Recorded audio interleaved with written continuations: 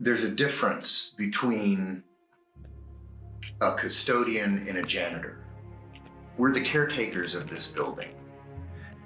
Janitorial service is usually somebody that, they show up in a van, they come out, they do their thing, and they leave. We're here all year round. We've built relationships with the faculty and the staff, so that takes it past just a clock in, clock out job. There's an attachment to the building and to the people that we work with, and we want to take care of them.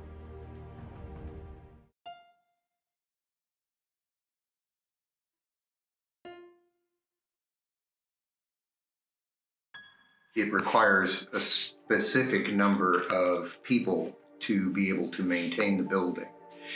That's basically, it's a mathematical equation that's based off of the APPA industry standards. Do the math. That totals up to 11.5, round up to 12 custodians would be required to maintain the building. We don't have 12 custodians. District has said that we get 9, but that's on paper. What I actually have is 6 or 7, and it has been well over a year since I've had an entire day shift and night shift fully staffed. The people that I still have here are working as hard as they can to try to keep this building clean and make it look good, because we take pride in the job that we do. What it does to morale, it's a kick in the gut. It really is. That we're then having to work overtime, just trying to barely get by and just keep our heads above water.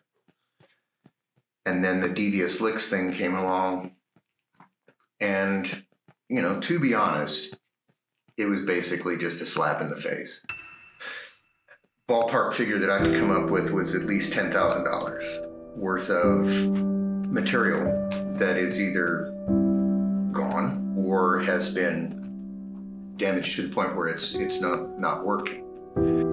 Yet there was, and there still probably is, some kind of, but it's still kind of funny. It's not funny.